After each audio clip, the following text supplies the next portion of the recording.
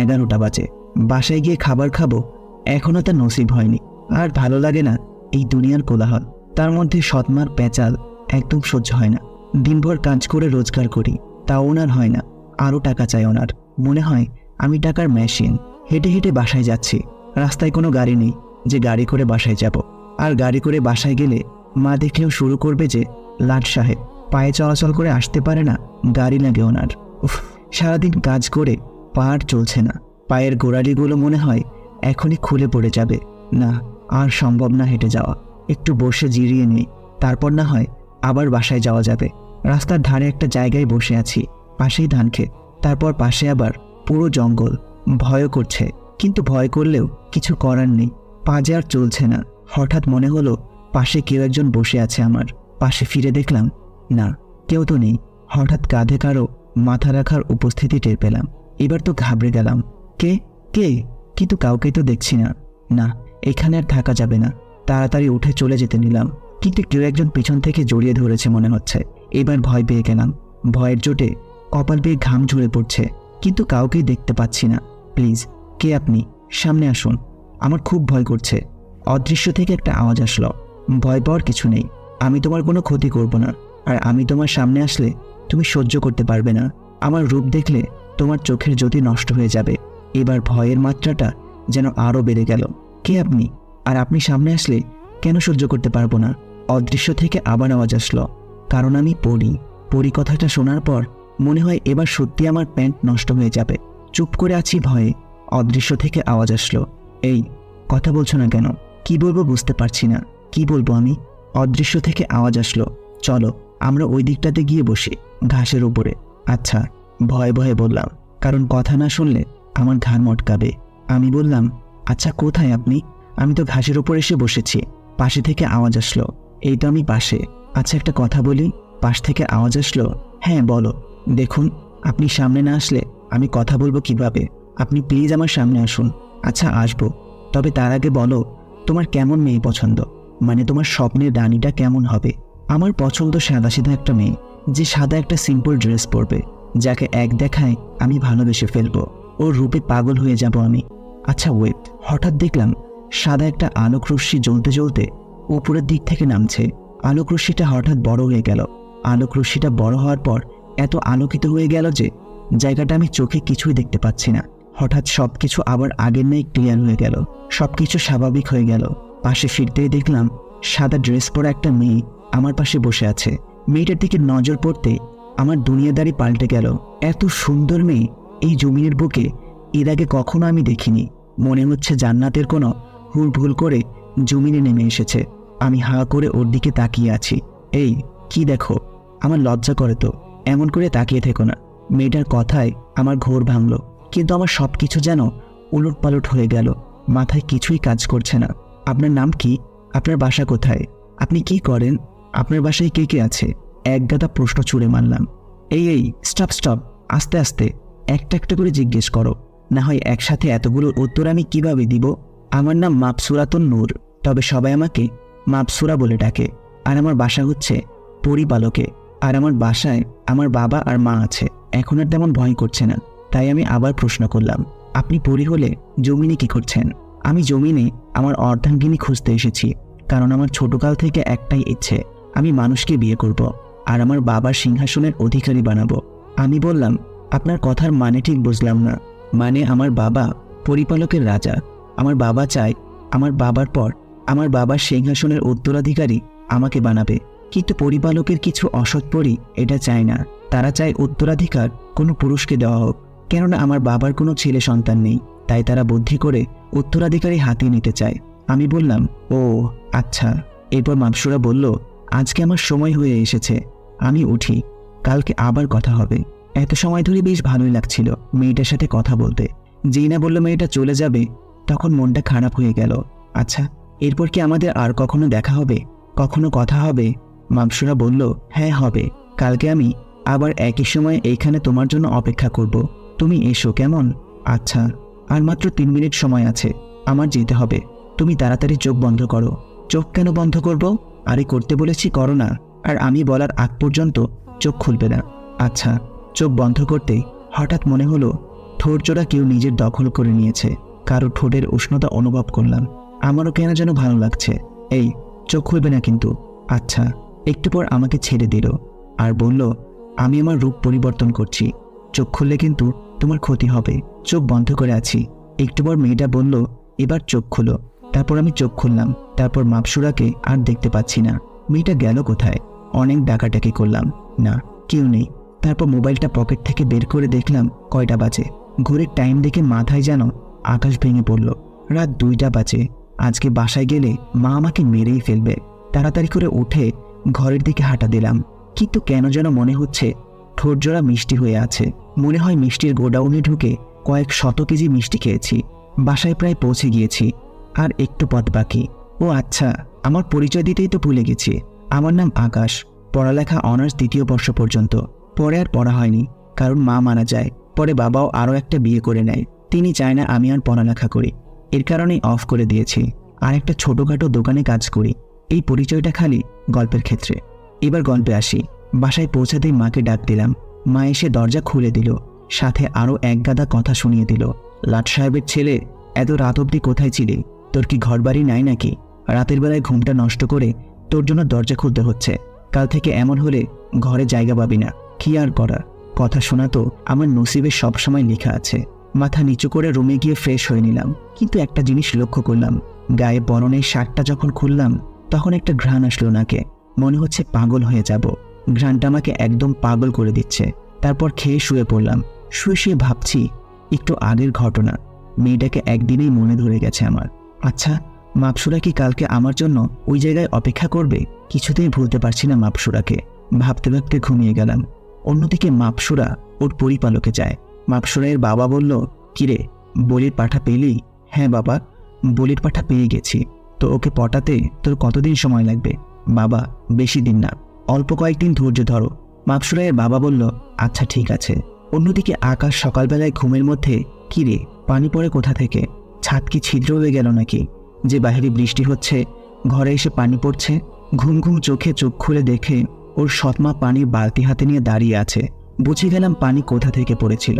আকাশের মা বলল, কিরে লাট সাহেবের ছেলে, সকাল কি হয় না এখনো? কয়টা বাজে খেয়াল আছে তোর? কাজে যাচ্ছিস না কেন? মা, একটু ঘুমাতে দাও না। ওকে ঘুমা, তোর আজকে ঘরে কিছুই মিলবে না। মা, তুমি এমন করো কেন? কেমন করি? কাজে না গিয়ে পড়ে পড়ে ঘুমাচ্ছিস। ঘরের বাজার সদায়ের টাকা তোর কোন বাবা দিবে শুনি? তোর বাবা যা কামাই করে সব তো আমাদের খরচে লেগে যায়। তোর জন্য এক্সট্রা করে সব কিছু করতে পারবো না। নিজের সমস্ত কিছু নিজে রোজগার করে আন, তাহলে ঘরে খাবার জুটবে। ওকে মা, কাজে যাচ্ছি, তুমি নাস্তা দাও। আকাশের মা বলল, নাস্তা আমরা খেয়ে নিয়েছি, নাস্তা ছাড়া কাজে যা, না হয় রাতের খাবারও জুটবে না কপালে। বলে চলে গেল রুম থেকে। মার কথা শুনে আকাশের চোখে পানি চলে এলো। যেমনই হোক, আপন মা না হোক, সৎ মা হোক, তারপরেও তো মা। কিভাবে পারে উনি এমন ধারা করতে আমার সাথে? ওনারও তো একটা মেয়ে আছে, ওর জন্য তো সব সময় সবকিছু রেডি থাকে। কিন্তু আমার কপালে সামান্য নাস্তাটুকুও জোটে না। আজ মা যদি বেঁচে থাকতো, এমন ধারা কোনোদিন আমার সাথে করতো না। ফ্রেশ হয়ে কাজে চলে গেলাম। দুপুরে হালকা কলা পাউরুটি খেয়ে চালিয়ে দিলাম। রাতের বেলায় যথাসময়ে কাজ শেষ করে হেঁটে হেঁটে আসছি। কালকে সে জায়গাটায় এসে বসে আছি মাপসুরায়ের জন্য। মাপসুরা বলেছিল আজকেও একই সময়ে আসবে। বসে আছি, কিন্তু পেটের ক্ষুধায় কলিজা বের হয়ে যাচ্ছে। একটু পর অদৃশ্য থেকে আওয়াজ আসলো, তুমি এসে গেছো আকাশ? হ্যাঁ, অনেক আগেই এসে গেছি, কিন্তু আপনার এত দেরি হলো যে? আরে আর বলো না, পরিপালক থেকে আসার সময় কয়েকজনের কাছে ধরা পড়ে যেতাম। তারা আমাকে দেখে আমার পিছু নেয়, তাই ওদেরকে ঘুরিয়ে অন্য পথে পাঠিয়ে তারপর আমি জমিনে এসে পড়ি। ও আচ্ছা, তুমি আমার সামনে আসো। আচ্ছা আসছি, তবে তুমি চোখ বন্ধ করো। আচ্ছা। একটু পর মামসুরা কালকের মতো সাদা একটা ড্রেস পরে আমার পাশে এসে বসলো। মামসুরা বলল, কি হয়েছে তোমার? চেহারার এমন 12টা কেন বেজে আছে?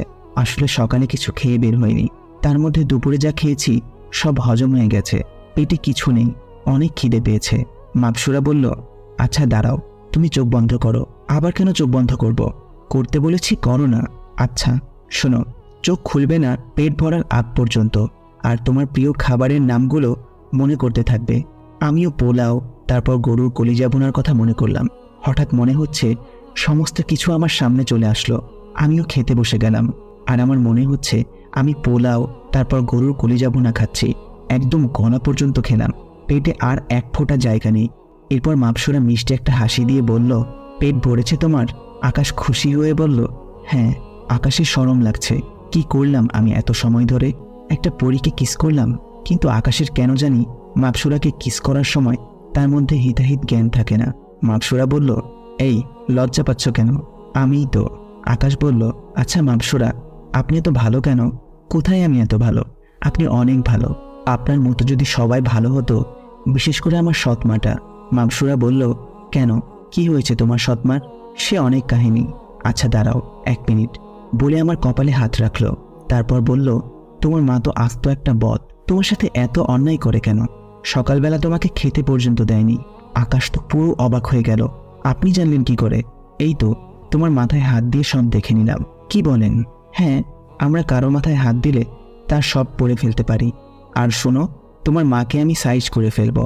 তুমি চিন্তা করো না, প্লিজ। না না, কিছু করবেন না। উনি আমার মা। আরে তেমন কোনো ক্ষতি করব না, জাস্ট তোমাকে যাতে কষ্ট না দেয় সেই ব্যবস্থা করব। আচ্ছা তাহলে ঠিক আছে। আচ্ছা একটা কথা বলেন তো, আপনার ঠোঁট জোড়া এত মিষ্টি কেন? কারণ আমরা সবসময় মধু পান করি। আমাদের রাজ্যে সব কিছুর নহর আছে, আর আমাদের পরিপালকের সবার ঠোঁটই মিষ্টি। আচ্ছা, আপনি তো জমিনে এসেছেন আপনার অর্ধাঙ্গিনী খুঁজতে, তো পেলেন তাকে? মাপসুরা বলল, হ্যাঁ পেয়েছি। তো কোথায় উনি, আর কেমন দেখতে? মাপসুরা বলল, আমার পাশেই বসে আছে। অনেক সুন্দর দেখতে, খুব মায়াবী চেহারা। আকাশ বলল, মানে বুঝলাম না। আপনার পাশে বসে আছে মানে? তোমার তো বুঝতে হবে না, সময় হলে সব বুঝে যাবে। আর শুনো, এখন থেকে আপনি আপনি করবা না, তুমি করেই বলবা, বুঝেছ? আচ্ছা, কিন্তু আমার তো বেশি বয়স হয়নি। আপনি তো আমার বড় হবেন মনে হয়। মাপসুরা রাগান্বিত হয়ে বলল, আবার আপনি? আচ্ছা তুমি। হ্যাঁ, আমি তোমার অনেক বড় হব। অনেক বড় বলতে কত বড়? কম করে হলেও 200 বছরের বড় হব। কি কি বলছেন? হ্যাঁ, আমাদের পরিপালকে এখন আমার বিয়ের বয়স হয়নি। কি বলছে? সবকিছু যেন মাথার উপর দিয়ে গেল। 200 বছর, এখনো বিয়ের বয়স হয়নি? আচ্ছা শোনো, কাল থেকে আমি জমিনে যে কোনো সময় আসতে পারবো। তোমার যখন কোনো প্রয়োজন হবে আমাকে স্মরণ করবে, কেমন? আচ্ছা, তা না হয় করলাম, কিন্তু তুমি তো বলেছিলে রাতের বেলায় ছাড়া আসতে পারবে না। হ্যাঁ বলেছিলাম, কিন্তু আজকে গেলে বাবা আমাকে একটা মন্ত্র শিখিয়ে দিবে। তারপর থেকে আমি যে কোনো সময় জমিনে আসতে পারবো। ও, তাহলে তো ভালোই হবে। হ্যাঁ, আচ্ছা তাহলে আজকে আমি উঠি। পরিপালকের দরজা বন্ধ করে দিবে, পরে আবার যেতে পারবো না। আচ্ছা ঠিক আছে, যাও। আমি যাচ্ছি, কিন্তু তুমি কোনো মেয়ের দিকে তাকাবে না, বলে দিলাম। তাকালে কিন্তু একদম তোমার চোখ তুলে ফেলবো। আকাশ বলল, আচ্ছা ঠিক আছে। মাপসুরা বলল, চোখ বন্ধ করো। তারপর আকাশ তার চোখ বন্ধ করলো। এরপর মাপসুরা চলে গেল। আজকেও অনেক দেরি হয়ে গেছে। বাসায় গেলে আম্মু চেঁচামেচি করবে। দূর, করলে করুক, তাতে সমস্যা নেই। এত সুন্দর একটা সময় উপভোগ করলাম, তার কাছে আম্মু সামান্য বকা কিছুই না। বাসায় চলে গেলাম। আম্মু ঝাড়লো কতক্ষণ, তারপর খেয়ে শুয়ে পড়লাম। সকালে উঠে আবার প্রতিদিনের ন্যায় কাজে চলে গেলাম। কাজ করছি, এমন সময় সাজ্জাদের ফোনটা রিসিভ করে, হ্যাঁ সাজ্জাদ বল। কোথায় তুই? কেন, দোকানে? এখন একটু ফার্মগেটে আয়, কাজ আছে। আচ্ছা দাঁড়া, মালিকের থেকে ছুটি নিয়ে আসছি। তারপর 1 ঘন্টার জন্য ছুটি নিয়ে চলে গেলাম। ফার্মগেট পৌঁছে সাজ্জাদকে ফোন দিলাম। কোথায় তুই? এই তো রাস্তার এই পারে, শপিং মলের সামনে দাঁড়িয়ে আছি। তোকে দেখতে পাচ্ছি আমি। রাস্তা ক্রস করে এই পাশে চলে আয়। আচ্ছা দাঁড়া, আসছি, বলে ফোন রেখে রাস্তা ক্রস করব। এমন সময় একটা বড় ট্রাক জোরে আমার দিকে তেড়ে আসলো। রাস্তার অন্য দিকে যাব, সেদিকে আবার অন্য রাস্তার গাড়ি চলাচল করছে। সামনে আগাবো, সামনে বড় গাড়িটা তেড়ে আসছে। কি করব বুঝতে পারছি না। মাথায় হাত দিয়ে বসে গেলাম, আর মাপসুরা এর কথা মনে করলাম। হঠাৎ দেখলাম ট্রাকটা আমার মাথার উপর দিয়ে চলে গেল। আমি তো অবাক। হঠাৎ পেছন থেকে কেউ একজন কাঁধে হাত দিয়ে আমাকে বলল, তুমি ঠিক আছো? আকাশ পেছনে ফিরে দেখে মাপসুরা। তুমি এখন এখানে কিভাবে আসলে? আর গাড়িটা মাথার উপর দিয়ে কিভাবে গেল? তোমাকে কালকে কি বলেছিলাম মনে নেই? যে আমি যে কোনো সময় এখন থেকে জমিনে আসতে পারবো, আর গাড়িটা আমি উড়িয়ে নিয়ে গেছি। আর তুমি এখন আমাকে স্মরণ করলে, তাই চলে এলাম। না হলে হয়তো তোমার বড় ধরনের বিপদ হয়ে যেত। ও হ্যাঁ, আশেপাশে দেখতে লাগলাম, সবাই তো স্বাভাবিক, কেউ এদিকে তাকাচ্ছেও না। কিন্তু এত বড় একটা গাড়ি যে মাথার উপর দিয়ে অস্বাভাবিকভাবে চলে গেল, কারোর চোখে কি পড়েনি? মাথায় কিছু কাজ করছে না। চিন্তার কোনো কারণ নেই। তুমি যা দেখেছ তার কেউ দেখেনি। এবার বুঝলাম মানুষ কেন স্বাভাবিক। আচ্ছা তুমি কোথায় যাচ্ছ? সাজ্জাদ ফোন করে কেন জানি আসতে বলেছে। চলো, আমিও তোমার সাথে যাব। কি? সাজ্জাদ দেখলে কি বলবে? আর যদি জিজ্ঞাসা করে তুমি কে, তাহলে কি বলবো? কি বলবে? আর যাই বলার বলুক, ওটা আমার উপরে ছেড়ে দাও, আমি দেখে নেব। এরপর জোর করে সে আমার সাথে গেল। সাজ্জাদ আমার জন্য ওয়েট করছে। মাপসুরাকে নিয়ে গেলাম। সাজ্জাদ মাপসুরাকে দেখে হা করে তাকিয়ে আছে। আকাশ বলল, কিরে এমন হা হয়ে আছিস কেন? তোর সাথের উনি কে রে? আরে তেমন কেউ না। মাপসুরা বলে উঠল, এই তেমন কেউ না মানে? আমি তোমার গার্লফ্রেন্ড। এটা বলতে এত লজ্জা কোথায়? সাজ্জাদ আমার দিকে রাগী লোক নিয়ে তাকিয়ে আছে। আকাশ মনে মনে ভাবল, মাপসুরা কি বলছে সব উল্টোপাল্টা। সাজ্জাদ বান্দরটা আমাকে কেলাবে এখন। এরপর সাজ্জাদ বলল, আকাশ একটু সাইডে আয় তো, কথা আছে। তারপর সাইডে গেলাম। কিরে তুই রিলেশন করিস, আমাকে একটাবার জানালিও না? আরে তেমন কিছু না, এখন তো বলবি। ধরা যে খেয়েছিস। আচ্ছা আকাশ, এত সুন্দর জিনিস তুই পাইলে কোথায় রে? তোকে পরে বলবো সব কিছু, এখন চল। সাজ্জাদ বলল, চল রেস্টুরেন্টে বসবো। তারপর তিনজন মিলে রেস্টুরেন্টে বসলাম। আকাশ বলল, কিরে এত জরুরি তলব করে ডাকলি? কারণ কিরে? দোস্ত আমার চাকরি হয়ে গেছে। কি বলিস কি? হ্যাঁ রে, চাকরি হওয়ার পরেই তোকে ফোন দিলাম, বাসায়ও যাইনি এখনো। তারপর তিনজন মিলে রেস্টুরেন্টে খেয়ে চলে এলাম। সাজ্জাদ চলে গেল। আমি আর মাপসুরা গাড়ি করে আমার কাজের দিকে যাচ্ছি। দুজনে রিকশায় বসে আছি। আচ্ছা মাপসুরা, তখন তুমি সাজ্জাদকে কি সব উল্টোপাল্টা বললে? তুমি নাকি আমার গার্লফ্রেন্ড। মাপসুরা বলল, ভুল কোথায় বলেছি? আমি তোমার গার্লফ্রেন্ডই তো, আর আমি তোমাকে ভালোবাসি। কি? মাপসুরার কথা যেন বিশ্বাসই হচ্ছে না। সত্যি বলছো তুমি এইসব? হ্যাঁ সত্যি বলতে আমিও মাপসুরাকে প্রথম দেখায় ভালোবেসে ফেলেছি। আচ্ছা আজকে কাজে না গেলে হয় না? চলো না আমরা দুজন দূরে কোথাও থেকে ঘুরে আসি। মাপসুরা, কাজ যে করতেই হবে, না হয় রাতের খাবার জুটবে না কপালে। আচ্ছা দাঁড়াও, তোমার কাজ আমি করে দিচ্ছি। তারপর মাপসুরা ওর কোমর থেকে একটা লাঠি বের করে ঘোরালো। আমি দোকানে গিয়ে দেখি সব কাজ কমপ্লিট। মালিক বলল, কাজ শেষ, আজকে তোমার ছুটি। আমি তো পুরো অবাক। চলো এবার তো ঘুরতে যাবে। তারপর মাপসুরাকে নিয়ে অনেক জায়গায় ঘুরলাম সারাদিন। ঘুরে সন্ধ্যায় বাসায় চলে গেলাম। আর মাপসুরা বলল, আজকে রাতে বাসায় আসবে, জানালা খোলা রাখতে বলেছে। রাতে খেয়ে শুয়ে আছি। আজকে আর সেই জায়গায় গিয়ে বসলাম না, কারণ মাপসুরা বাসায় আসবে। হঠাৎ একটা আওয়াজ আসলো। আমার বাবুটা কি করে? এই তো শুয়ে আছি। তুমি এসেছো? হ্যাঁ। তারপর মাপসুরা রূপ পরিবর্তন করে আমার সামনে আসলো। এসেই আমাকে জড়িয়ে ধরলো। আমার বুকে মাথা রেখে শুয়ে আছে মাপসুরা। সারা রাত আমার সাথেই ছিল। ভোর 5টায় উঠে চলে গেল। আমি আবার ঘুমিয়ে গেলাম। সকাল 10টায় ঘুম ভাঙলো। পাশে মোবাইলটা ছিল, সেটা বের করে সময় দেখলাম কাজে যাওয়ার জন্য। কিন্তু সময় দেখে তো চোখ কপালে উঠে গেল। ইয়া আল্লাহ, এখন কি হবে? আজকে কাজে তো মনে হয় যাওয়া হবে না। আমি শিওর আজকে আমার সৎমা আমাকে বলি দিবে। কিন্তু এত সময় হয়ে গেছে, আম্মু এখনো ডাক দিল না। চুপি চুপি ফ্রেশ হয়ে ঘর থেকে চোরের মতো বের হয়ে যেতে নিলাম। দরজা দিয়ে বের হব এমন সময় আম্মু সামনে বলল, আমার ছেলেটা চোরের মতো কই যায়? কত বেলা হয়েছে, ক্ষুধা লাগে নাই বুঝি? আয় মা, তোকে খাবার বেড়ে দিচ্ছি। আম্মুর কথা শুনে তো মনে হয় এখনই স্ট্রোক করবে আকাশ। আম্মু কি বলছে এসব? ঝাড়ু দিয়ে না মেরে কী সব বলছে আমাকে। কোথাও একটু থেকে একটু টেরবেটের হলে কথা শোনানোর কমতি রাখে না। আজকে উনি কিনা এইসব বলছে। একে তো ঘুম থেকে উঠলাম দেরি করে, তার মধ্যে কাজে যাইনি। কি রে এমন করে চেয়ে আসিস কেন? তুই গিয়ে টেবিলে বস, আমি খাবার দিচ্ছি। সব যেন মাথার উপর দিয়ে গেল। খাবার টেবিলে বসে আছি। আম্মু এসে খাবার বেড়ে দিল। আমি খাচ্ছি, আর আম্মু মাথায় হাত বুলিয়ে দিচ্ছে আর বলছে, ইস আমার ছেলেটা কত শুকিয়ে গেছে, দেখি আর কিছু খাবার নে। আম্মুর কথা শুনে খাবার নাকে মুখে উঠে গেল। একটার পর একটা সব খাচ্ছি। আম্মু তুমি ঠিক আছো তো? তোমার শরীর ঠিক আছে তো? আম্মু বলল, হ্যাঁ। কেন? না, আমার কেন জানি মনে হচ্ছে তোমার শরীর ঠিক নেই। আজকে তুমি অন্য ধরনের কথাবার্তা বলছো। ধুর, তা হতে যাবে কেন? আকাশ নাস্তা করে ওঠার সাথে সাথে আম্মু হাতে 5,000 টাকা ধরিয়ে দিয়ে বলল, যা এইগুলা দিয়ে নিজের যা মনে চায় তাই কিনিস। আমি তো মহা খুশি। সাথে সাথে আম্মুকে জড়িয়ে ধরলাম। আম্মু আমাকে বলল, আমার পাগল ছেলে। তারপর বাসা থেকে বের হয়ে গেলাম। বাসা থেকে বের হতেই দেখি মাপসুরা রিক্সা নিয়ে আমার জন্য দাঁড়িয়ে আছে। তারপর মাপসুরের সাথে উঠে চলে গেলাম। মাপসুরা বলল, আম্মু কি তোমার সাথে এখন ভালো ব্যবহার করে? আকাশ বলল, হ্যাঁ, না করে কই যাবে। যে ডোজ দিয়েছি ভালো ব্যবহার ওনার বাপও করবে। তার মানে এগুলো সব তোমার কাজ? হ্যাঁ। তারপর সেদিন দুজনে মিলে অনেক ঘোরাঘুরি করলাম, শপিং করলাম। এভাবেই দিন কাটতে লাগলো। মাপসুরাকে বাসায়ও নিয়ে এসে পরিচয় করিয়ে দিলাম। আম্মুর সাথে তো খুব খাতির। এখন মাপসুরা বেশিরভাগ সময় আমার বাসায় থাকে, আর রাতের বেলা আসলে জানালা দিয়ে আসে, যেন কেউ টের না পায়। দোকানের চাকরিটা ছেড়ে দিয়েছি, অন্য একটা ভালো জায়গায় জবের জন্য ট্রাই করছি। হঠাৎ একদিন সাজ্জাদের সাথে দেখা হলো। দুই বন্ধু মিলে অনেক আড্ডা দিলাম। আচ্ছা, ভাবির ব্যাপারে কিছু বললি না যে? বলবো, তবে কোনো রিয়্যাক্ট করবি না। আচ্ছা ঠিক আছে। তারপর সবকিছু সাজ্জাদকে খুলে বললাম। সাজ্জাদ তো মনে হয় এই দুনিয়ায় নাই। কি বলছিস এসব?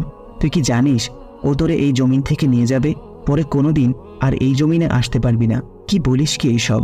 হ্যাঁ, ও তোকে নিয়ে চলে যাবে। তাহলে এখন কি করব? কি করবি? ছেড়ে দে। না, আমি এটা পারবো না। ওকে আমি অনেক ভালোবাসি। ওকে ছাড়লে আমি নিজেই মরে যাব। তাহলে তো মনে হচ্ছে তুই গেছিস। প্লিজ দোস্ত, এমন করে বলিস না। পারলে এমন কিছু একটা বলে দে যাতে করে সে আমার সাথে এই জমিনেই থাকে। আমার কাছে এমন কোনো সলিউশন নেই, তবে এক পরিচিত মানুষ আছে যে জিন পরিদের নিয়ে কাজকর্ম করে। ওনার সাথে কথা বললে হয়তো কিছু হতে পারে। আকাশ বলল, তাহলে তুই একটু কথা বলে দেখ। দাঁড়া, ফোন দে। তারপর ফোন দিলে সাজ্জাদ কথা বলে। সাজ্জাদ ফোন রেখে দিয়েছে। কি রে, কি বলল? এখনই গিয়ে ওনার সাথে দেখা করতে বলল। চল, এখনই গিয়ে দেখা করব। তারপর দুজনে মিলে দেখা করলাম, কিন্তু উনি যা বলল কিছুতেই মাথায় কাজ করছে না। কিভাবে করব আমি মাপসুরায়ের সাথে এসব? উনি বলল, মাপসুরাকে এই দুনিয়ায় রেখে দেওয়ার একটাই পথ, সেটা হচ্ছে মাপসুরার সাথে শারীরিক সম্পর্ক করা। আর মাপসুরায়ের মাথা থেকে একটা চুল কেটে এমন এক জায়গায় লুকিয়ে রাখবো যেটা আমি ছাড়া অন্য কেউ জানতে পারবে না। এরপর আকাশ বলল, কিন্তু এটা কিভাবে করব? না, আমি সব করতে পারবো না। লোকটা বলল, তাহলে বাদ দাও ওই মেয়ের চিন্তা। না না, আমি পারবো। এরপর লোকটা আবার বলল, এই ধরো, এটা নিয়ে যাও। এখানে কিছু মন্ত্রের পানি আছে। ওর সাথে ওইসব করার আগে কৌশলে এই পানিটা কিছুর সাথে মিশায় খাওয়াই দিবা, না হয় কোনোদিন ওর সাথে ওসব করতে পারবা না। আচ্ছা। তারপর সাজ্জাদকে নিয়ে বাসায় চলে আসলাম। মাথা যেন ভোবো করে ঘুরছে। মাপসুরা যদি আমাকে ভুল বোঝে, না, আমাকে এটা করতেই হবে। মাপসুরাকে নিজের করে পেতে হলে এটা আমাকে করতেই হবে। রাতের বেলায় মাপসুরা জানালা দিয়ে আসলো। আমার কলিজাটা কি করে? এই তো শুয়ে আছি। মাপসুরা এসে আমাকে জড়িয়ে ধরে, আমার বুকে শুয়ে গেল। মাপসুরা, তুমি একটু দাঁড়াও, আমি আসছি। তারপর একটা গ্লাসে করে শরবতের সাথে মন্ত্রের পানিটা মিশিয়ে দিলাম। মাপসুরা, ধরো, এটা তোমার জন্য। এটা কি? এটা শরবত। আমরা সবাই খেয়েছি, তোমার জন্য অল্প করে রেখে দিয়েছিলাম। আচ্ছা কলিজা, দাও। মাপসুরা গটগট করে পুরা গ্লাস খতম করে দিল। একটু পর মাপসুরা বলল, আকাশ, আমার কেমন জানি মাথা ঘুরছে, চোখ মুখ অন্ধকার হয়ে আসছে। এরপর মাপসুরা ধপ করে আমার বুকের উপর পড়ে গেল। লোকটা আমাকে যেমন যেমন বলে দিয়েছে আমি তেমন তেমনই করব। প্রথমে মাপসুরার সাথে শারীরিক সম্পর্ক করলাম, তারপর চুল কেটে বাসার বাগানের ছোট গাছটার নিচে পুঁতে রেখে আসলাম। তারপর এসে মাপসুরাকে জড়িয়ে ধরে ঘুমিয়ে পড়লাম। সকালবেলা কান্নার আওয়াজে ঘুম ভাঙে। উঠে দেখি মাপসুরা বিছানার এক কোণে বসে কান্না করছে। কি হয়েছে মাপসুরা? কি হয়েছে জানিস না ডোমের বাচ্চা? তুই কিভাবে পারলি আমার এমন ধারা সর্বনাশ করতে? কি ক্ষতি করেছিলাম আমি তোর? কান্না করছে আর বলছে কথাগুলো। মাপসুরা, তুমি শোনো একবার আমার কথা। কি শুনবো? হ্যাঁ, তোর মতো ছেলেকে ভালোবাসায় আমার ভুল ছিল। আমি আর কোনোদিন পরিপালকে যেতে পারবো না, আমার মা বাবাকে দেখতে পারবো না বলে সে আমার বুকে মারতে লাগলো। মাপসুরা, শোনো আমার কথা। মাপসুরা কোনো কথাই শুনছে না, বুকে মারছে আর খামচি দিচ্ছে। মাপসুরা আমার বুকে আঁচড় দিয়ে ছিঁড়ে ফেলছে। মাপসুরাকে এবার শক্ত করে নিজের বুকের সাথে জড়িয়ে ধরলাম। কলিজা, তুমি কি ভাবছো তোমাকে আমি এত সহজে ছেড়ে দিব? ভালোবাসি তোমাকে, নিজের করেই রাখবো। ছাড় তুই আমাকে, একদম স্পর্শ করার চেষ্টা করবি না। মাপসুরা নিজেকে ছাড়িয়ে নিল। মাপসুরা বলল, এবার দেখবি তুই আমার আসল রূপ। এতদিন ভালোবেসেছি তাই কিছু করিনি, এখন থেকে তোকে জ্বালিয়ে মারবো। আকাশ বলল, কলিজা, যা হওয়ার হয়েছে, চলো আমরা বিয়ে করে নতুন করে সংসার করি। না, ইম্পসিবল, তোর সাথে কোনোদিন আমি সংসার করব না। আকাশ বলল, ওকে, তুমি তো আর ওই পরিপালকে যেতে পারবে না, কিন্তু রাতে যে তোমাকে আদর করেছি, যখন বাবু হবে তোমাকে তখন মানুষ ছিছি করবে। এই না না, আমি তোমাকে বিয়ে করব। আকাশ বলল, এই তো এবার এসেছো লাইনে। মাপসুরা বলল, খচ্চর বেটা, বিয়ে তো করব, কিন্তু খালি একবার আমাবস্যা আসতে দে, পরে তোর গলা কেটে সেই রক্ত দিয়ে গোসল করে পরিপালকে যাওয়ার জন্য টিকিট করব। আকাশ এরপর মাপসুরাকে বিয়ে করে নেয়। কোর্টে তাদের বিয়ে হয়। বিয়ের সময় আকাশের মা বাবা সবাই ছিল, কিন্তু মাপসুরায়ের কেউ ছিল না। বিয়ে করে মাপসুরাকে বাড়িতে নিয়ে আসে। আর আকাশের মাও এখন ভালো হয়ে গেছে। ওর মা ভালো হয়েছিল সেদিনের পর থেকে, যেদিন থেকে মাপসুরা আকাশের মাকে শিক্ষা দিয়েছিল। মাপসুরা রুমে বসে আছে। আজ আমার বাসর রাত। রুমে ঢুকে দেখি মাপসুরা খাটের উপরে বসে বসে আচার খাচ্ছে। আচার খাচ্ছে ভালো কথা, কিন্তু সারা হাত মুখ এভাবে মাখিয়েছে যে মনে হচ্ছে ও কোনো ছোট বাচ্চা। এই মাপসুরা, কি করছো কি সব? আমার দিকে ঘুরে তাকালো, আবার আচার খাওয়ায় মন দিল। আজব তো, মনে হয় আমি ওকে বলিনি, মাপসুরা, তোমাকে কিছু জিজ্ঞাসা করেছি। হ্যাঁ বলো, কি করছো কি তুমি? কি করব? আচার খাচ্ছি। তা তো আমিও দেখতে পাচ্ছি, কিন্তু সারা হাতে মুখে লাগিয়ে তোমার আচার খেতে হবে কেন? কোথায় সারা হাতে মুখে লাগিয়েছি? তোমার মুখে হাত দিয়ে দেখো কোথায় কোথায় আচার লাগিয়েছ। মাপসুরা মুখে হাত দিয়ে খুঁজতে লাগলো, কিন্তু খুঁজে পাচ্ছে না। খুঁজে না পেয়ে আকাশের দিকে জিজ্ঞাসানু দৃষ্টিতে তাকালো। দাঁড়াও দেখাচ্ছি বলে মাপসুরার ঠোঁটের দিকে এগিয়ে যেতে থাকে।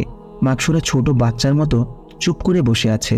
আকাশ হঠাৎ করে মাপসুরার ঠোঁটের পাশে লেগে থাকা আচারের টুকরোটা নিজের ঠোঁট লাগিয়ে নিয়ে নেয় আর মাপসুরার ঠোঁট কামড়ে দেয়।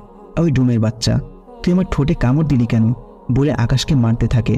আকাশ মাপসুরার হাতগুলো শক্ত করে চেপে ধরে, পিছন থেকে ওকে জড়িয়ে ধরল। ছাড় বলছি, তোকে আমি ভালোবাসি না। আর তুই আমাকে জড়িয়ে ধরলি কেন? তুমি না বাসলে নাই, আমি তো বাসি, আর আমি তোমার বর, তাই তোমাকে জড়িয়ে ধরেছি। আসছে বর, কলিজাটা আমার। যা হয়েছে হয়েছে, ভুলে যাও সবকিছু। চলো না, আমরা দুজন নতুন করে সবকিছু শুরু করি। কখনোই না। আর কিসের শুরু, আর কিসের শেষ? 1 বছর, তারপর আমি তোকে ছেড়ে চলে যাব। তোর বাচ্চা হলে তোকে দিয়ে আমি চলে যাব, যেদিকে চোখ যায়। আকাশ বলল, এখনো অনেক দেরি, আর তার জন্য তো ভালো করে প্ল্যান করতে হবে। বলে মাপসুরাকে খাটের উপরে ফেলে দেয়। মাপসুরা চুপচাপ শুয়ে আছে, কারণ সে এখন নিরুপায়। ওর কিছু করার ক্ষমতা নেই এখন। মাপসুরায়ের চুলে নিজের মুখ গুজে দেয়। আকাশের মনে হচ্ছে পৃথিবীর সবচেয়ে সুন্দরতম ঘ্রাণ কোনো কিছু থাকলে সেটা হচ্ছে মাপসুরায়ের চুলের ঘ্রাণ। আকাশ মাপসুরায়ের ঘাড়ে থুতনিতে বাদ দেন। বুঝে নিত স্বামী স্ত্রীর মাঝে কি হতে পারে। তারপর আকাশ মাপসুরাকে নিজের বাহু ডোরে আঁকড়ে ধরে ঘুমিয়ে পড়ে। এভাবেই দিন চলতে থাকে। অন্যদিকে মাপসুরায়ের বাবা মা পেরেশান হয়ে যাচ্ছে। মাপসুরা কেন বাড়িতে ফিরছে না? পরে ওনারাও জমিনে নেমে আসে। তারপর মাপসুরায়ের খোঁজে বের হয়। খুঁজতে খুঁজতে তারা মাপসুরার কাছে চলে যায়। আকাশ তখন ঘরে ছিল না। মাপসুরায়ের বাবা বলল, মাপসুরা, এটা কিভাবে করতে পারলি তুই? বাবা, আমি ইচ্ছে করে এমন করিনি, সবগুলো ওই ডুমের বাচ্চাটা প্ল্যান করে করেছে। এরপর সে তার বাবাকে সবকিছু খুলে বলে। মাপসুরায়ের বাবা বলল, আচ্ছা তাহলে শোন, এই নে। এরপর একটা বই দিয়ে বলল, এই জিনিসটা তোর কাছে রাখ। এর মধ্যে কয়েকটা মন্ত্র আছে, তার মধ্যে একটা মন্ত্র হারানো শক্তি ফিরে পাওয়ার। সেটা 3 মাস নাগাতার রাত 12টার পরে পড়বি। আর পড়ার সময় খেয়াল রাখবি যাতে করে আকাশ না দেখে, কারণ তুই মন্ত্র পড়ার সময় তোর চোখগুলো সবুজ হয়ে যাবে, আর কেউ দেখলে সাথে সাথে জ্ঞান হারাবে। আর শোন, আকাশকে বলি দিব সামনের অমাবস্যা রাতে, সেটাও মাথায় রাখিস। তার আগে দুঃশক্তি ফিরে পাওয়া যায়। মাপসুরা বলল, আচ্ছা বাবা।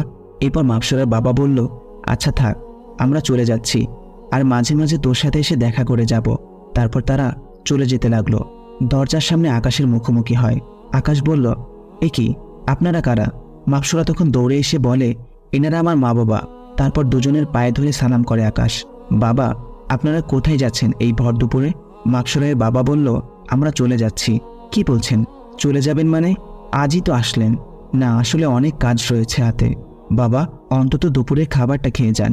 আচ্ছা, তুমি যখন এত করে জোর করছো তাহলে খেয়ে যায়। তারপর দুপুরে তিনারা খেয়ে চলে গেলেন। মাপসুরা রুমে বসে বসে সাজুগুজু করছে। আকাশ পেছন থেকে গিয়ে মাপসুরাকে জড়িয়ে ধরে। মাপসুরায়ের হাতে থাকা একটা সেফটি পিন সেটা দিয়ে আকাশের ঘাড়ে ঢুকিয়ে দেয়। আকাশ ব্যথায় তাড়াতাড়ি মাপসুরাকে ছেড়ে দেয়। মাপসুরা, কি করলে তুমি এটা? ঘাড় থেকে রক্ত বের হয়ে পড়ছে। ব্যথায় যেন আকাশের দম বের হয়ে যাবে। আরও ছোট জিনিস মাংসপেশির মধ্যে ঢুকিয়ে দিয়েছে। তোকে কতবার বারণ করেছি, তোকে আমি ভালোবাসি না, তাও কেন তুই আমার সাথে জোরাজোরি করিস? তাই বলে তুমি আমাকে এভাবে সেফটি পিন দিয়ে খোঁচা দিবে? হ্যাঁ, এবার তো কম করেছি, সামনের বার থেকে আরও বড় কিছু করব। আকাশ রুম থেকে বের হয়ে যায়। রক্তে ঘাড়ের এক পাশ পুরো ভিজে গেছে। মাপসুরা মনে মনে ভাবতে লাগলো, ইস, বেশি হয়ে গেল না তো? ঘাড় বেয়ে রক্ত বের হচ্ছে কিভাবে? আমার জীবনটা নষ্ট করে দিয়েছে একদম। ওর জন্য এই শাস্তি কম হয়েছে। ওকে তো আমি মেরে ফেলবো, ওটাই হবে ওর জন্য উপযুক্ত শাস্তি। আকাশ ওর মার কাছে যায়। মা, দেখো তো কি হয়েছে। বাবা, কি করে হলো এটা তোর? আরে মা, বলো না, কোথায় যেন একটা খোঁচা লেগেছে। আকাশের মা ফার্স্ট এইড বক্স বের করে আকাশের ঘাড়টা মুছে দেয় আর মলম দিয়ে ছোট করে ব্যান্ডেজ করে দেয়। আকাশ এই অবস্থায় ঘর থেকে বের হয়ে যায়। রাত 10টা বাজে, এখনও বাসায় আসে না। মাপসুরায়ের খোদায় পেট ফেটে যাচ্ছে, কারণ আকাশের সাথে বিয়ে হওয়ার পর থেকে আকাশ জোর করে নিজের হাতে খাইয়ে দিত। আকাশের হাতে খেতে খেতে ওর অভ্যাস হয়ে গেছে। রাত 11টা বাজে, আকাশ এখনও বাসায় আসেনি।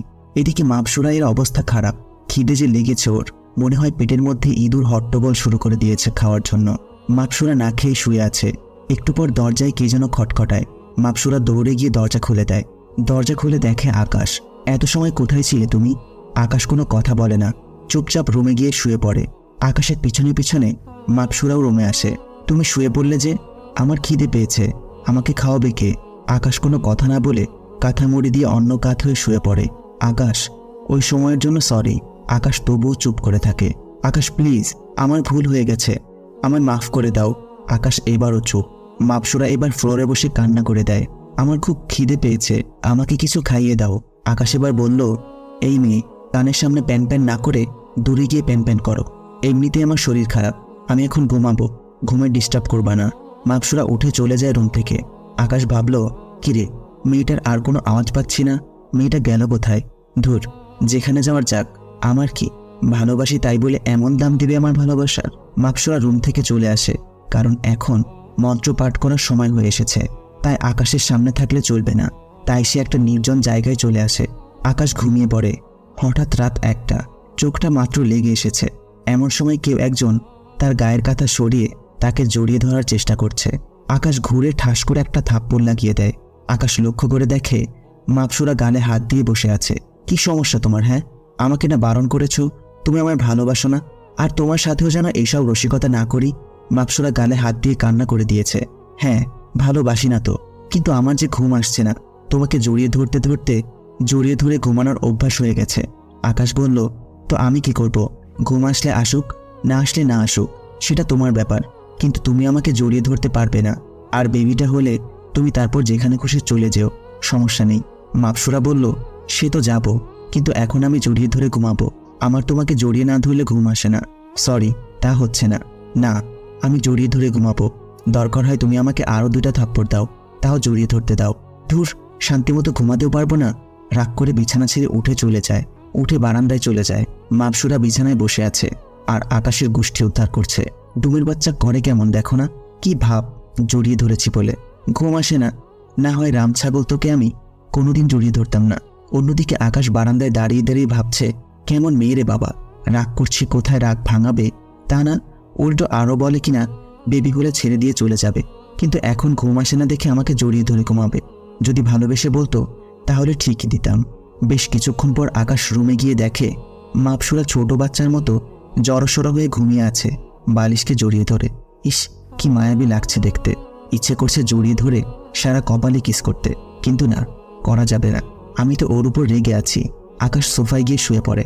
সকালে উঠে আবার বের হয়ে চলে যায় নতুন চাকরিতে, কারণ গতকালকে সারাদিন সময় নিয়ে জব খুঁজেছে। ভালো একটা জব পেয়েও গেছে।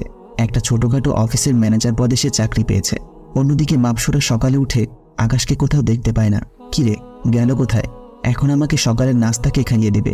না, আম্মুর কাছে গিয়ে জিজ্ঞাসা করি। আম্মু আম্মু, আকাশ কোথায় গেছে? মারে, সে তো বলে গেছে আজ থেকে নাকি নতুন চাকরিতে জয়েন করবে, তাই অফিসে গেছে হয়তো। কি?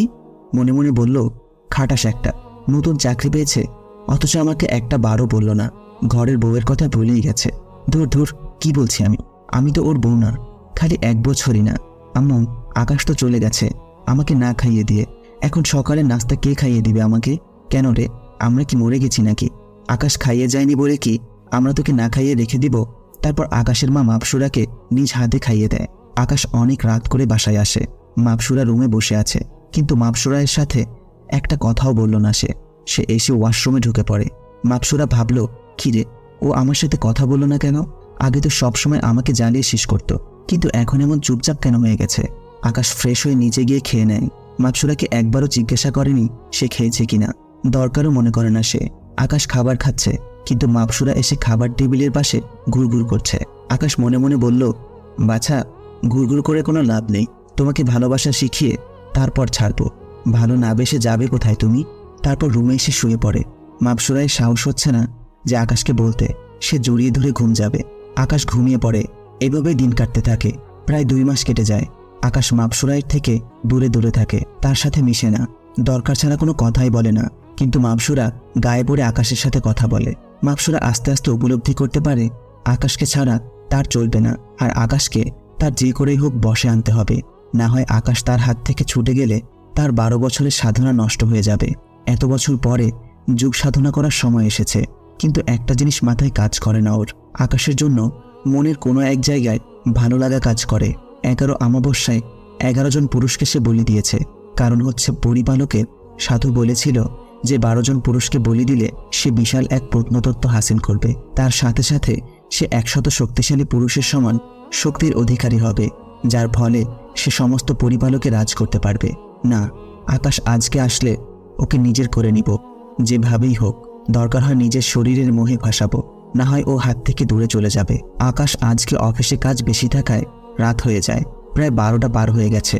রোডে তেমন গাড়ি ঘোড়াও পাচ্ছে না। আজ মনে হয় হেঁটে হেঁটেই বাসায় যেতে হবে। হেঁটে হেঁটে বাসার দিকে রওনা দেয়। মাকসুরা বলল, ধুর, আকাশটা এখনো আসছে না কেন? অন্যদিকে আমার মন্ত্রপাঠেরও সময় বেরিয়ে যাচ্ছে। না, মন্ত্রটা পাঠ করে ফেলি। মাকসুরা ওর মন্ত্রপাঠের স্থানে চলে যায়। মাকসুরা মন্ত্র পাঠ করা শুরু করে। আজ প্রায় 2 মাসেরও বেশি সময় হয়ে গিয়েছে সে মন্ত্র পাঠ করছে। আর কিছুদিন মন্ত্র পাঠ করলে সে আবার তার শক্তি ফিরে পাবে। মাকসুরা মন্ত্র পাঠ করছে আর তার চোখ জোড়া সবুজ হয়ে গেছে। চোখ থেকে আলো জ্বলছে। আকাশ হঠাৎ করে ঘরে পৌঁছে দেখে বাগানের পাশের একটা জায়গায় আলো জ্বলছে। পরে সে চুপি চুপি সেখানে যায় আর গিয়ে দেখে মাকসুরা একটা বই খুলে কি যেন পাঠ করছে। আর তার চোখ জোড়া থেকে এক ধরনের সবুজ আলো বের হয়ে আশেপাশের জায়গাটা আলোকিত হয়ে আছে। আকাশ তো সাথে সাথে ভয় পেয়ে যায়। সে সেখানে চুপ করে লুকিয়ে থাকে। তার মানে মাকসুরা আমার অগোচরে এইসব কার্যক্রম চালাচ্ছে। মাকসুরা মন্ত্রপাঠ করে তাড়াতাড়ি ঘরে গিয়ে আলমারিতে বইটা লুকিয়ে রেখে দেয়, কারণ যে কোনো সময় আকাশ চলে আসবে। কিন্তু আকাশ যে এসে গেছে সে জানে না। আকাশ লক্ষ্য করে মাকসুরা আলমারিতে বইটা রেখেছে। মনে মনে ঠিক করে, না, আমার এই বইটা দেখতে হবে। এই বইয়ের মধ্যে কি আছে যা মাকসুরা এমন রাতের বেলায় নির্জনে বসে পাঠ করেছে। কিন্তু মাকসুরাকে জানতে দেওয়া যাবে না। আকাশ ঘরে ঢোকে। মাকসুরা মাত্র বইটা রেখে খাটে গিয়ে বসেছে। আকাশ, তুমি কখন এলে? আকাশ বলল, এই তো মাত্রই। মাকসুরা খাট থেকে উঠে গিয়ে আকাশকে জড়িয়ে ধরে আর বলতে শুরু করে, আকাশ, আমি না তোমাকে ভালোবেসে ফেলেছি। তোমাকে ছাড়া আমার কোনো কিছুই ভালো লাগে না। প্লিজ সব কিছুর জন্য আমাকে ক্ষমা করে দাও। তোমার অবহেলা আমি আর নিতে পারছি না। ভালোবাসো, না হয় মেরে ফেলো, তাও নিজের করে নাও। বলে গা থেকে শাড়ির আঁচলটা মাটিতে ফেলে দেয়। এই, আমাকে আদর করো না? তোমার আদর পেতে খুব ইচ্ছে করছে আমার। আকাশ মাকসুরার আঁচলটি মাটি থেকে গায়ে তুলে দেয়। মাকসুরা, যাও, মাফ করে দিয়েছি, কিন্তু এখন এইসব করা আমার দ্বারা সম্ভব না। সারাদিন কাজ করে এখন আর এইসবের জন্য কোনো শক্তি অবশিষ্ট বাকি নেই। প্লিজ আজকে না, অন্য কোনো দিন। মাকসুরা বলল, আচ্ছা ঠিক আছে, যাও, মেনে নিলাম। হাত মুখ ধুয়ে এসো, আমি খাবার দিচ্ছি। আকাশ ফ্রেশ হতে চলে যায় আর মাকসুরা খাবার রেডি করতে। মাকসুরা ভাবে, যাক, লাইনে আনতে পেরেছি। যে করেই হোক ওর মনে বিশ্বাস জোগাতে হবে। পুরোপুরি লাইনে আনতে হবে ওকে, না হয় খাটাসটাকে বলে দিতে পারবো না। আকাশ ভাবল, না, ওর চালে আমি পা দিব না। মাকসুরা, তোমার কি মনে হয় আমি বোকা? তুমি চাল চেলেই যাবে আর আমি কিছুই বুঝবো না? এটা কি করে হয়? আজ রাতে খালি তুমি ঘুমাও, তারপর দেখব তোমার ওই বইটাতে কি আছে। তারপর মাকসুরা আকাশকে খাবার বেড়ে দেয় আর আকাশ খেয়ে এসে রুমে শুয়ে পড়ে। মাকসুরাও এসে শুয়ে পড়ে। মাকসুরা আকাশকে জড়িয়ে ধরে শুয়ে আছে, কিন্তু আকাশ আজকে কিছু বলে না। তা না হলে ও সন্দেহ করবে। তারপর মাকসুরা ঘুমিয়ে গেলে চুপি চুপি গিয়ে আলমারিটা খুলে বইটা বের করে। বইটা নিয়ে ঘরের বাহিরে চলে আসে। তারপর বইটা ওপেন করে, কিন্তু কিছু সে বুঝতে পারছে না, কারণ লেখাগুলো অন্যরকম। আকাশ এমন লেখা এর আগে কোনোদিনও দেখেনি। এখন কি করবে সে? হঠাৎ সাজ্জাদের পরিচিত মানুষটার কথা মনে পড়ে। হ্যাঁ, উনি হয়তো বুঝতে পারে এতে কি লেখা আছে, কিন্তু বইটা নিয়ে গেলে তো আকাশ ধরা খেয়ে যাবে। তাই ফোনটা বের করে ছবি তুলে নেয় আর বইটা জায়গায় রেখে সে ঘুমিয়ে পড়ে। পরের দিন সকালে সে অফিস থেকে ছুটি নিয়ে গিয়ে সাজ্জাদ সহ ওই লোকটার কাছে যায় আর ফোনে তোলা বইয়ের ছবিগুলো দেখায়। লোকটা ফোনের ছবিগুলো দেখে মাথায় হাত দিয়ে ফেলে। আকাশ ভাই, আপনি তো শেষ। আকাশ বলে, মানে কি? কারণ আপনার ওয়াইফ তার হারানো শক্তি ফিরে পাওয়ার জন্য আবার ধ্যান করছে। কি? আকাশ তো পুরো অবাক হয়ে গেল। লোকটি বলল, অবাক হওয়ার মতো কথা তো এখনো কিছু বলিনি। আকাশ ভাই, এই যে বইয়ের ছবিগুলো দেখালেন, এটা হচ্ছে শুধু বই না, এটা আপনার জীবন। কারণ এতে পরিষ্কার লেখা আছে 12 বছর উপাসনা করলে 100 সাবলীল পুরুষের সমান শক্তি হাসিল করবে। আর তার জন্য 12 বছর মানে 1 যুগ। প্রতি বছরের অমাবস্যার রাতে একজন করে পুরুষ বলি দিতে হবে, তাহলে সে এই মহান শক্তির অধিকারী হবে। লোকটা আরও বলে, এবার আমি বুঝে গেছি ওই পরীর মাকসাদটা কি। সে আপনাকে বলি দিবে, আর আমার যতটুকু ধারণা এটাই তার শেষ বলি। পাঠকরা এবার বুঝেছেন তো বলির পাঠা কি? কারণ বইয়ের পাতায় কিছুটা নকশা আঁকা, যেটাতে 11টা গণক পূরণ করা, বাকি খালি একটা। আকাশের তো মনে হয় পায়ের নিচ থেকে মাটি সরে গেছে। আমি এখন কি করব? আমি তোকে অন্ধের মতো ভালোবাসি। লোকটি বলল, এটি আটকানোর কোনো পথ নেই, কারণ অমাবস্যার রাতে সমস্ত অশরীরী শক্তি দ্বিগুণ হয়ে যায়। তবে যদি আপনি ওনাকে ভালোবাসা দিয়ে কাবু করতে পারেন তাহলে আটকানো সম্ভব, তা না হলে আপনি শেষ। পৃথিবীতে এমন কোনো শক্তি নেই যে আপনাকে এর হাত থেকে রক্ষা করতে পারবে। আকাশ বলল, আমি ওকে ভালোবাসা দিয়ে কাবু করব। তারপর সাজ্জাদকে নিয়ে চলে আসে। আজকে আর অফিসে যায় না, কারণ মন মেজাজ একদম ভালো নেই। ভালোবাসতে গিয়ে নিজে জীবনের ক্ষতি করলো সে। বাসায় গিয়ে দেখে মাকসুরা বসে বসে আম্মুর সাথে গল্প করছে। আকাশ সোজা নিজের রুমে চলে যায়, কারোর সাথে কোনো কথা বলে না। মাকসুরা ভাবে, কিরে আজ আবার আকাশের কি হলো? কাল তো ভালোই ছিল, আবার আজকে এই অসময়ে অফিস না করে বাসায় চলে আসছে। কারণ কি? আকাশকে কিছু জেনে গেল না তো? না। উপরে গিয়ে দেখি আকাশ রুমে মনমরা হয়ে বসে আছে। না, ভালোবেসে যখন ভুল করেছি তাহলে ভুল দিয়েই ওকে শুদ্ধ করব, না হয় নিজের জীবন দিয়ে। মাকসুরা বলল, এই আকাশ, কি হয়েছে তোমার? আজ এমন অসময়ে বাড়িতে যে? আকাশ বলল, ভালো লাগছে না, তাই ছুটি নিয়ে চলে এসেছি। কি হয়েছে তোমার? দেখি আমার বাবুটার চোখ মুখে তো কালো করে রেখেছে কেন? আকাশ মনে মনে বলে, কেন করো এমন মিথ্যে আদিক্ষেতা? উপরে সমাদর করে লাভ কি যদি ভিতরটাই নষ্ট হয়? আচ্ছা মাকসুরা, আমি কি দেখতে খারাপ? আমি কি কারো ভালোবাসা পাওয়ার যোগ্য না? কি বলছো তুমি এসব? হ্যাঁ, তুমি দেখতে খারাপ কেন হবে? তোমার মতো কিউট এই জগতে আর একটিও নেই। আর কে বলেছে ভালোবাসা পাওয়ার যোগ্য না? আকাশ বলল, একটু আমার কাছে আসো। আকাশের কাছে গিয়ে বসে মাকসুরা। আকাশ তারপর মাকসুরায়ের থুতনিতে হাত দিয়ে মাকসুরায়ের ঠোঁটে, চোখের পাপড়িতে ভালোবাসার পরশ এঁকে দেয়। আকাশের চোখ বেয়ে অঝরে পানি ঝরে পড়ছে, কারণ সবটাই মিথ্যা। সে এক মিথ্যের ভ্রমরি নিয়ে সংসার করছে। মাকসুরা তো অবাক, কি হয়েছে এই আকাশের আবার? এমন পাগলের মতো কেন করছে? এই কলিজার, এমন কেন করছো? আর কান্না কেন করছো? মাকসুরা, প্লিজ আজকে কোনো প্রশ্ন করো না, আজকে তোমার মতোই ডুবে যেতে দাও। মাকসুরা, তোমায় জড়িয়ে ধরতে দিবে আমায়? দিব তো কলিজা, তুমি না ধরলে আমায় কে জড়িয়ে ধরবে? মাকসুরাকে অনেকটা সময় ধরে জড়িয়ে ধরে থাকে। মাকসুরারও কেন জানি খুব ভালো লাগছে। মাকসুরাকে জড়িয়ে ধরে কান্না করছে আকাশ। না, আর না, কান্না করব না, এবার তোমাকে সত্যি আমি ভালোবাসা উপলব্ধি করাবো। আকাশ হুট করে মাকসুরাকে ছেড়ে দিয়ে বাসা থেকে বের হয়ে যায়। মাকসুরা তো পুরো থক হয়ে যায়, কি হচ্ছে এসব? আকাশ সারাদিন আর ঘরে আসে না, বেশ রাত করে বাসায় ফিরে। মাকসুরা ঘুমিয়েছিল, তাই সেও এসে ঘুমিয়ে পড়ে। সকালে উঠে অফিসে চলে যায়। মাকসুরা তখনও ঘুমিয়েছিল। এভাবে আরও কিছুদিন চলে যায়। আকাশ একদম মনমরা হয়ে গেছে, কারো সাথে কোনো কথা বলে না, বিশেষ করে তো মাকসুরার সাথে একদমই না। কেমন একটা যেন পাগলের মতো হয়ে গেছে। রাতের বেলায় মাকসুরা ঘুমিয়ে গেলে বাসায় আসে, আবার সকালে মাকসুরা ঘুম থেকে ওঠার আগে চলে যায়। মাকসুরা ভাবে, কিরে আকাশের কি হয়েছে? কিছুই তো বুঝে আসছে না। আকাশ কেমন যেন হয়ে গেছে। ও কি আমাকে উপলব্ধি করতে পারে না? না ওর অন্য কোথাও চক্কর চলছে? আগের মতো তেমন কথাবার্তা বলে না, কেমন ধরনের যেন একরোখা হয়ে গেছে। পাগল পাগল লাগে দেখতে ওকে। না অন্য কারোর সাথে রিলেশন আছে, তাই আমার সাথে ভালো করে কথা বলে না। না, এটা হতে পারে না। আমার স্বামীর ভাগ আমি কাউকে দিব না, ও খালি আমাকেই ভালোবাসবে। ওর উপরে শুধু আমার অধিকার আছে, আর কারণ নেই। মাকসুরাও আকাশকে ভালোবেসে ফেলেছে, কিন্তু সে নিজেও জানে না এটা কেমন ভালোবাসা। কারণ সামনে অমাবস্যা চলে আসছে, আকাশকে বলি দিতে হবে। অন্যদিকে আকাশ বেশ রাত করে বাসায় আসে, আর আজকে মাকসুরা তার নিজের শক্তি ফিরে পেয়েছে। আকাশ রাতে বাসায় এসে দেখে মাকসুরা অন্যদিকে মুখ করে শুয়ে আছে। আকাশ মাকসুরাকে ডাক দেয়, মাকসুরা, এই মাকসুরা, তুমি কি ঘুমিয়ে গেছো? আজ অনেক দিন পর আকাশ মাকসুরার সাথে নিজ থেকে কথা বলেছে। মাকসুরা না বলে যখনই এই দিকে ফিরে, আকাশ মাকসুরাকে দেখে বিকট আওয়াজে চিৎকার মারে, কারণ মাকসুরায়ের চোখ জোড়া সবুজ হয়ে গেছে। মাকসুরায়ের চেহারা বিভৎস হয়ে গেছে, ওর মুখ থেকে আগুনের ফুলকি ঝরে ঝরে পড়ছে। মাকসুরা পৈশাচিক হাসি হাসছে, আর আকাশের গলা চিপে ধরে বলতে থাকে, কি মনে করেছিলি তুই? আমার সাথে শারীরিক সম্পর্ক করে আমার শক্তি নষ্ট করে দিলে সবকিছু দমে যাবে? এটা তোর ভুল ধারণা। এই যে দেখ, আমি আমার শক্তি ফিরে পেয়েছি। ওই দিন তো জোর করে আমার শরীর নিজের বশ করেছিস, আজ আমি জোর করে তোর শরীর বশ করব। আকাশের চোখ দিয়ে টপ টপ করে পানি ঝরে পড়ছে, কারণ মাকসুরা আকাশের গলা খুব জোরে চেপে ধরেছে। ওর নড়ার মতো শক্তিও নেই। মাকসুরা নিজের শরীর থেকে কাপড় খুলে ফ্লোরে ছুঁড়ে ফেলে দেয়, আর আকাশের ঠোঁট জোড়া নিজের করে নেয়।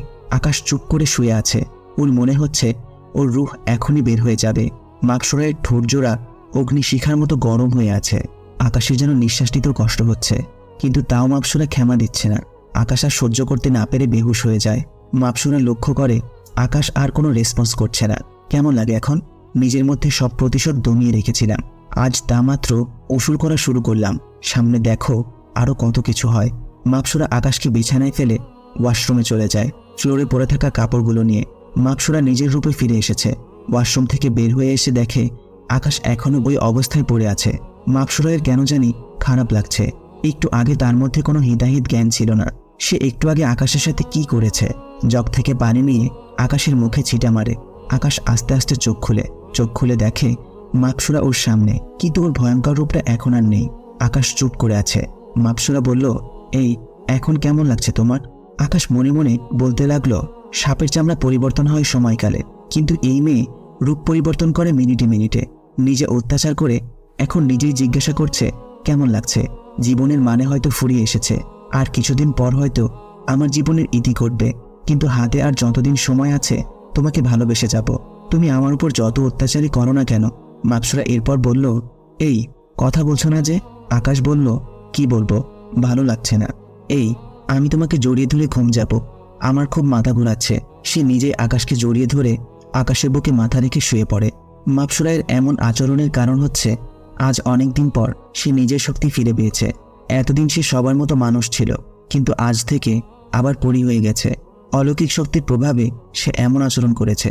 এতটা শক্তির চাপ সে একসাথে নিতে পারেনি। না হয় সে আকাশের সাথে এইরূপ আচরণ করত না, কারণ সেও আকাশকে একটু হলেও ভালোবাসে।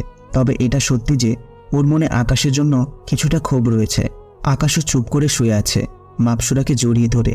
আচ্ছা মাপসুরা, একটা কথা জিজ্ঞেস করব, তার সঠিক উত্তর দিবে আমায়? হ্যাঁ দিব, বলো। তুমি কি আমায় সত্যি ভালোবাসো? সত্যি ভালোবাসি কিনা জানি না, আর এটা কি ভালোবাসা কিনা তাও জানি না।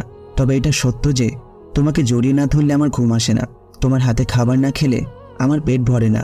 মনের কোণে কোনো এক জায়গায় তোমাকে অবস্থান দিয়ে ফেলেছি। তবে হ্যাঁ, তুমি আমার জন্য 7 রাজার ধন। তোমার দ্বারাই আমার স্বপ্ন পূরণ হবে। আকাশ সবটাই জানে, কিন্তু মাপসুরাকে কিছু বুঝতে দিবে না। তুমি আমায় ভালোবাসো কিনা সেটা তুমি জানো না, তবে আমি তোমায় খুব ভালোবাসি, নিজের থেকেও বেশি ভালোবাসি। তোমার জন্য নিজের জীবন দিয়ে দিতেও পারবো। জীবন দিতে 2 মিনিটও ভাবতে হবে না আমার। মাপসুরা মনে মনে বলে, আমি তো তাই করব, তোমার জীবনই নিব। তোমার রক্তের বদলতে যে আমার 7 রাজার ধন মিলবে, তোমাকে যে মরতেই হবে। এরপর মাপসুরা বলল, কি বলছো কি তুমি এসব? জীবন দিবে মানে? তোমার কিছু হলে আমার কি হবে? আকাশ মনে মনে বলল, জীবন তো তুমিই নিবে, মিথ্যে আশ্বাস কেন দিচ্ছ? এরপর মুখে বলল, আরে না, কথার কথা বলেছি। মাপসুরা বলল, আমি আরও ভেবেছি কি না কি। এই আর একটাও কথা না, এখন ঘুমাবো দুজন। আকাশ বলল, আচ্ছা। তারপর দুজনে মিলে ঘুমিয়ে পড়ে। সকালে মাপসুরা ঘুম থেকে উঠে দেখে আকাশ চায়ের কাপ হাতে নিয়ে দাঁড়িয়ে আছে। মাপসুরা বলল, এই তুমি কেন কষ্ট করে চা আনতে গেলে? আকাশ মনে মনে বলল, কাল তো ভেবে নিয়েছি যতদিন সময় আছে তোমায় ভালোবেসে যাব। এরপর মুখে বলল, কেন আনতে পারি না বুঝি? এই না, তা কেন? কই দেখি দাও, আমার বরটা কষ্ট করে চা করে এনেছে। মাপসুরা চায়ে একটা চুমুক দেয়।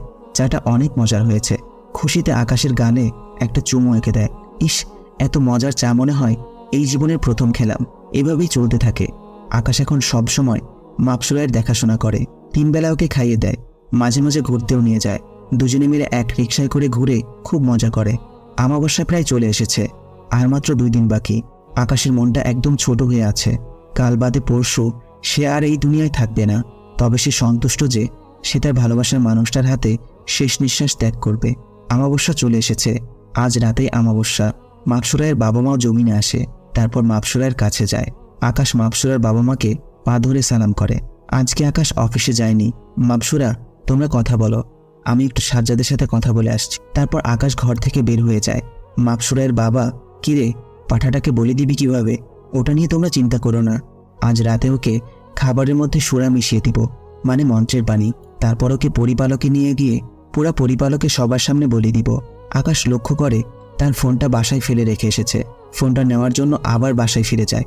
তখনই মাপসুরা আর ওর বাবার কথোপকথন শুনে ফেলে। আচ্ছা, তাহলে আজ আমাকে ঘুমের মধ্যে পরিপালকে নিয়ে যাবে? সমস্যা নেই, তোমার হাতে মন্ত্রের পড়া পানি কেন, বিষও খেয়ে নিব। ভালোবাসা যখন উপলব্ধি করাতে পারেনি, মরে যাওয়াই শ্রেয়। মাপসুরা লক্ষ্য করে আকাশ আবারও ঘরে ফিরে এসেছে। আকাশ, কি হলো? তোমার না সাজ্জাদের সাথে দেখা করতে যাওয়ার কথা? ফিরে এলে যে? যাব, কিন্তু ফোনটা ভুলে ফেলে রেখে চলে গিয়েছিলাম, তাই সেটা নিতে এসেছি। ও আচ্ছা। আকাশ ফোনটা নিয়ে ঘর থেকে বের হয়ে যায়। দুপুরে ফিরে আসে। সাজ্জাদকে এই বিষয়ে কিছু জানায় না, আর সাজ্জাদও ভুলে গেছে যে আজ আমাবস্যা। দুপুরে আকাশ নিজ হাতে মাপসুরাকে খাইয়ে দেয়। সারাদিন মাপসুরার দেখাশোনা করে, মাপসুরাই সাথে সাথে থাকে। আজকেই শেষ দিন, এরপর হয়তো মাপসুরাকে আর নিজ হাতে খাইয়ে দিতে পারবে না, মাপসুরাকে ভালোবাসতেও পারবে না। আকাশ ওর মাকেও বলে, মা, আমার যদি কিছু হয়ে যায় আমাকে ক্ষমা করে দিও। তোমার আপন ছেলে না আমি, তারপরেও কখনো আপন মার আদরের কমতি অনুভব করতে দাওনি। আকাশের মা কিছুই বুঝতে পারছে না, হঠাৎ ছেলেটা এমন ধারা কথা কেন বলছে। আকাশ, কি হয়েছে তোর? এমন আজে বাজে কথা কেন বলছিস? না মা, কিছু হয়নি, এমনি বললাম। মা, তোমায় খুব ভালোবাসি, তোমার কোলে একটু মাথা রাখতে দিবে আমায়? আকাশের মা বলল, কি বলছিস বাবা? মায়ের কোলে সন্তান মাথা রাখবে? এটা আমি না করব কেন? এটা কি করে হয় বল? আকাশ ওর মায়ের কোলে মাথা রেখে শুয়ে আছে, আর আকাশের মা ওর মাথায় হাত বুলিয়ে দিচ্ছে। সন্ধ্যা ঘনিয়ে প্রায় রাত হয়ে এসেছে। সবাই খাবার খেয়ে শুয়ে পড়ছে, আর আকাশ বিছানায় বসে আছে। সে তার মৃত্যুর জন্য অপেক্ষা করছে। আজ আমাবস্যার রাত, আজকেই মাপসুরা ওর 12 বছরের সাধনার মূল কাজ ইন্তেজাম দিবে। রাতের বেলায় আকাশ খেয়ে দিয়ে খাটে শুয়ে আছে। এমন সময় মাপসুরা একটা গ্লাসে করে সোরা নিয়ে আসে। মাপসুরা বলে, নাও আকাশ, এটা খেয়ে নাও, তোমার জন্য নিজ হাতে বানিয়েছি। পরিবালকের এই শরবত আমরা প্রায় সময় পান করি। আকাশ বলল, আচ্ছা দাও, খাবো, তবে তার আগে আমার একটা কথা রাখতে হবে। কি কথা? তোমায় জড়িয়ে ধরতে দিবে আমায়? আমার কেন জানি মনে হচ্ছে এরপর আর কোনোদিন তোমায় জড়িয়ে ধরতে পারবো না। মাপসুরা ঘাবড়ে যায় আকাশের কথা শুনে। ও কি কিছু জেনে গেল না তো? আচ্ছা, জড়িয়ে ধরো। আকাশ মাপসুরাকে জড়িয়ে ধরে ওকে পাগলের মতো চুমু খেতে থাকে। মাপসুরা, তোমায় খুব বেশি ভালোবাসি। হাসরের দিন খোদার কাছে একটাই আবদার করব, পরকালে আমার জীবন সঙ্গিনী হিসেবে যেন তোমাকে পাই। আমার আর কাউকেই চাই না, শুধু তোমাকেই চাই, শুধু তোমাকে। মাপসুরা মনে মনে ভাবতে থাকে, ছেলেটা আমায় এতটা পাগলের মতো ভালোবাসে, তা ওর জীবনটা নিয়ে নিচ্ছি আজ আমি। এমন স্বামী কপালে নসিব হওয়া ভাগ্যের ব্যাপার, যে তার স্ত্রীকে এতটা পাগলের মতো ভালোবাসে। আমিও তো তোমাকে ভালোবাসি, তোমার বাচ্চাও যে আমার গর্ভে। তোমায় ছাড়া থাকবো কিভাবে আমি? তুমি খাইয়ে না দিলে আমায় কে খাইয়ে দিবে? আমায় কে ঘুম পাড়াবে? কে রাতের বেলায় জড়িয়ে ধরে বলবে আমার বুকে মাথা রেখে ঘুম যাও? কিন্তু কি করব আমি? আমিও যে অপারগ। যজ্ঞ করার এটাই নিয়ম। জমিনে আসার পর প্রথমে যেই মানুষটাকে নজরে পড়বে তাকে বলে দিতে হবে। বিশ্বাস করো, ছলনা করতে করতে কখন যে ভালোবেসে ফেলেছি তোমায় তা আমি নিজেও জানি না। কিন্তু তোমার যে মরতে হবে, না হলে আমার এত বছরের সাধনা সবটাই যে ধুলোয় মিশে যাবে। এই মাপসুরা, এত কি চিন্তা করছো? শরবতের গ্লাসটা আমাকে দাও। আকাশের কথাই হুঁশ ফিরে আসে মাপসুরার। ও, এই নাও গ্লাসটা, আকাশের দিকে এগিয়ে দিয়ে বলল। আকাশ গটগট করে পোড়া সোনার পানিটা খেয়ে ফেলে। একটু পর আকাশের দুনিয়াদারি ঘুরতে থাকে, যেন চরকির মতো করে ঘুরছে। মাপসুরা, আমার না খুব কষ্ট হচ্ছে। বলতে না বলতে ঠাস করে খাটের উপরে পড়ে যায়। মাপসুরা, আমার মাথাটা একটু তোমার কোলে নিবে? আমি না তোমার কোলে মাথা রেখে দুনিয়ার মায়া ত্যাগ করতে চাই। মাপসুরা বলল, হ্যাঁ নিব তো। মাপসুরা আকাশের মাথাটা নিজের কোলে উঠিয়ে নেয়, আর মাপসুরায়ের চোখ দিয়েও টপ টপ করে পানি বেয়ে পড়ছে। যেই ছেলেটা তাকে এতটা ভালোবাসে তার জান নিতেই ব্যস্ত সে। মাপসুরা, তোমায় শেষ একটা কথা বলি, তুমি কখনো নিজেকে দোষী মনে করবে না, কারণ আমি সবটাই জানি, আর জেনে বুঝেই সবটা করেছি। আমি বহুকাল আগেই জেনে গেছি আমার কলিজাটা আমাকে বলি দিবে, না হয় ওর 12 বছরের সাধনাটা নষ্ট হয়ে যাবে। কি করে পারি বলো আমি আমার কলিজার 12 বছরের সাধনাটা নষ্ট করতে? যে আমার সৎমাটাকে নিজের আপন মায়ের মধ্যে রূপান্তর করে দিয়েছে, যে মা আমাকে 2 চোখে দেখতে পারতো না, সেই মা আমাকে নিজের আপন ছেলের মতো ভালোবাসে। যে মানুষটা আমার জন্য এত কিছু করলো, কি করে বলো এমন মানুষটার মনের আশাটা অপূর্ণ রাখি? তাই নিজ ইচ্ছাতেই তোমার জন্য নিজের জীবনটা দিয়ে দিলাম। ভালো থেকো কলিজা। বলে আকাশ চুপ হয়ে যায়। আকাশের এমন কথা শুনে মাপসুরা হাউমাউ করে কেঁদে দেয়। কি করে পারলাম আমি এমনটা করতে, যে আমাকে এতটা পাগলের মতো ভালোবাসে, যে নিজের জীবনটা দিতেও 2 মিনিট চিন্তাও করেনি। ফাঁসির আসামিদেরকে যখন শেষ ইচ্ছাটা জিজ্ঞেস করা হয়, তখন তারাও বলে আমার পরিবারের সাথে দেখা করতে চায়। কিন্তু এই আকাশ এমন একজন ব্যক্তি যে মরার আগে আমার কাছে শেষ ইচ্ছা পোষণ করেছে, সে আমায় জড়িয়ে ধরতে চায়। কি করে পারলাম আমি এতটা পাষাণ হতে? মাপসুরা এমন একটা সুরা পান করিয়েছে, এরপর আকাশ আর কখনো উঠবে না। এই অবস্থায় তাকে পরিবালকে নিয়ে গিয়ে বলি দেওয়া হবে। এমন সময় মাপসুরায়ের বাবা রুমে আসে। কিরে, কাজ হলো? সময় তো ঘনিয়ে আসছে, তাড়াতাড়ি পরিবালকে যেতে হবে আমাদের, না হয় এরপর আর পরিবালকে যেতে পারবো না।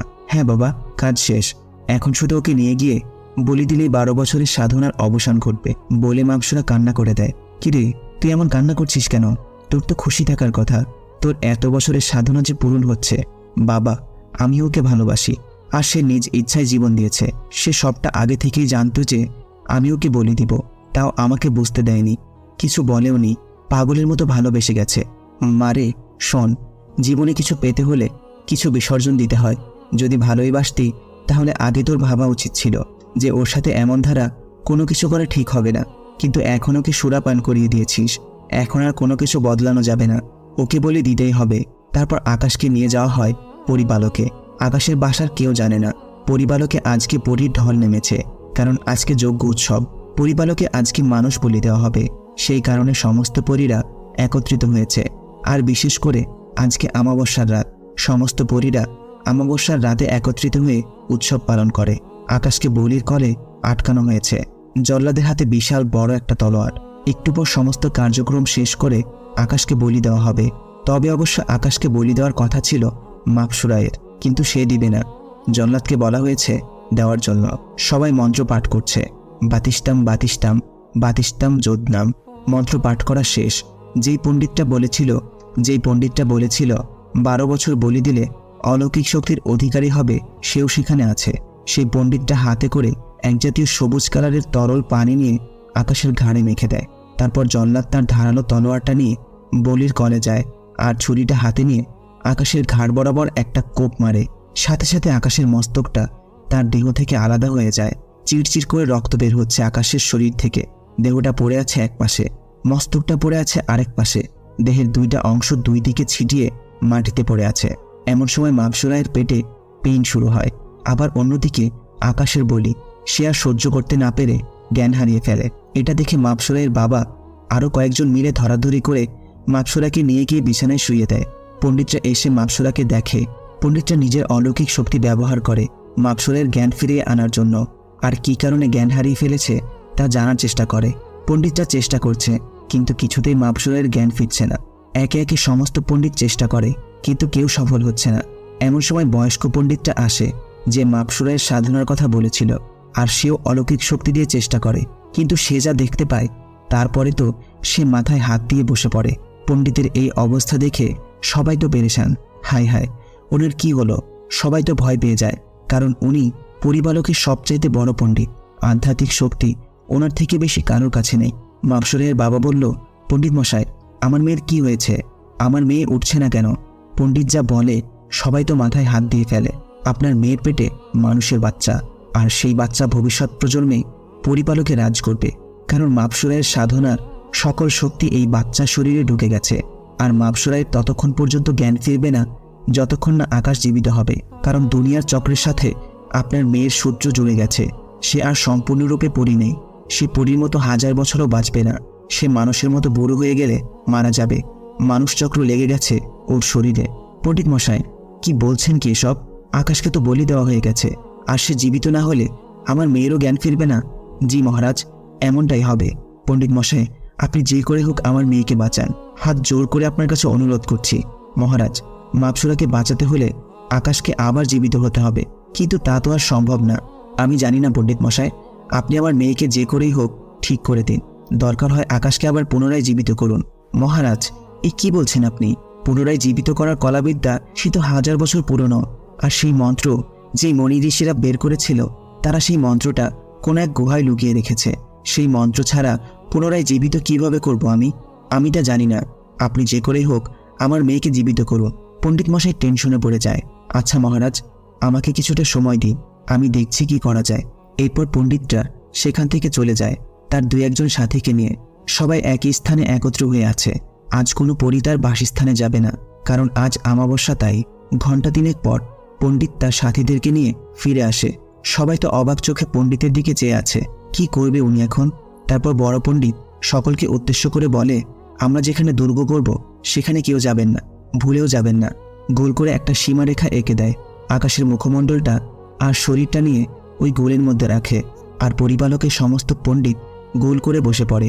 সীমারেখা বরাবর চতুর্পাশে আগুন জ্বলছে। সকল পণ্ডিতরা যজ্ঞ শুরু করে দেয় বড় পণ্ডিতের কথায়।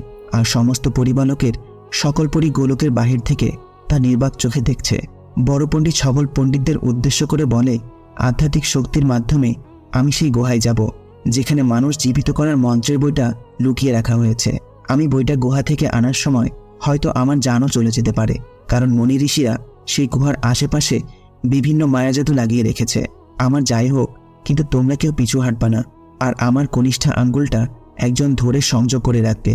মন্ত্রের বইটা তার হাতে চলে আসবে, আর আমি যদি না ফিরে আসি তাহলে মন্ত্রটা পাঠ করে মন্ত্রের বইটা আবার আমার হাতে রেখে দিবে। পণ্ডিত নিজের আধ্যাত্মিক শক্তির মাধ্যমে সেই গুহায় যায়। বইটা সেই গুহা থেকে বের করে সমস্ত মায়াজাল পার হয়, কিন্তু বইটা নিয়ে ফেরার সময় একটা মায়াজাদুতে আটকে পড়ে। পাশের পণ্ডিতের হাতে বইটা এসে পড়ে। সে বইটা খুলে মন্ত্রটা পাঠ করে।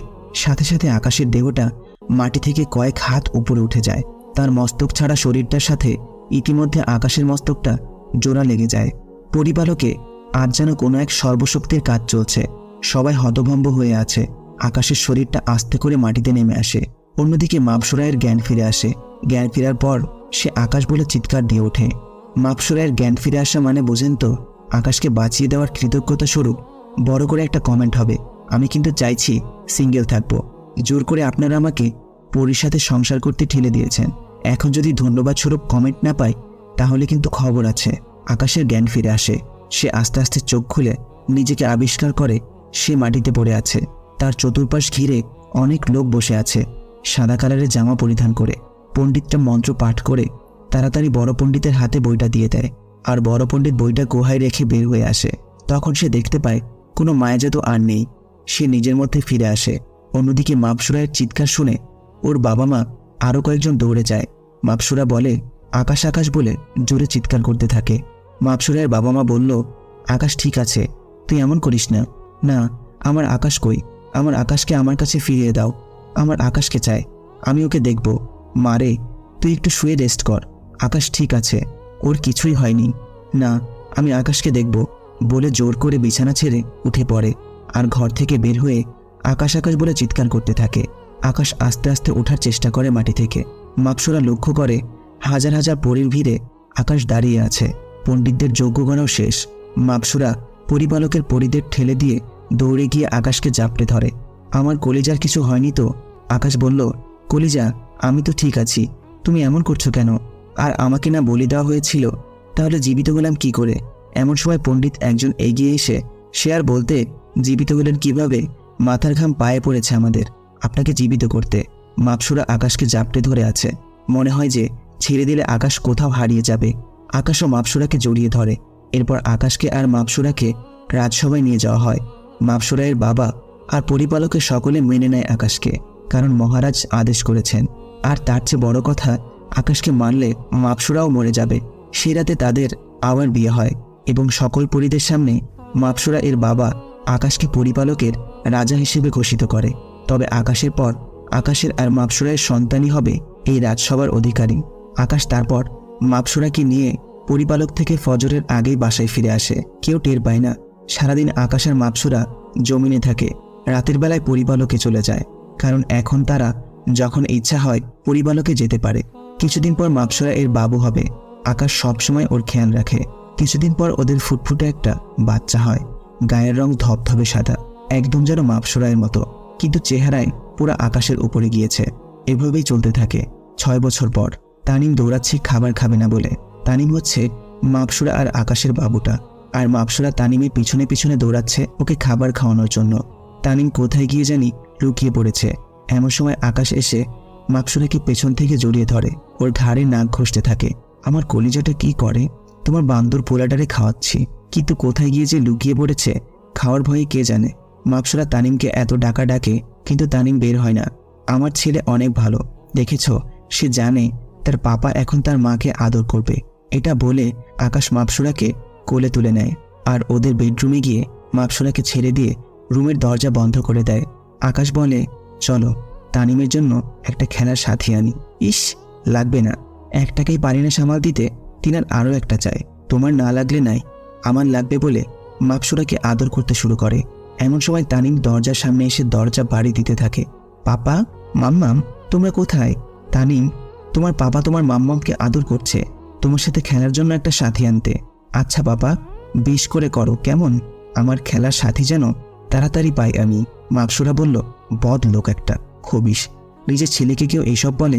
আকাশ বলল, দেখেছো তোমার ছেলে কত স্মার্ট। সে বলছে বেশি করে আদর করতে, আমি তাই করব। এই যে হ্যালো, আপনারা কি শুনেন? হ্যাঁ, ওরা আদর করবে এটাও শুনতে হবে আপনাদের। যান সবাই নিজের বউকে গিয়ে আদর করেন।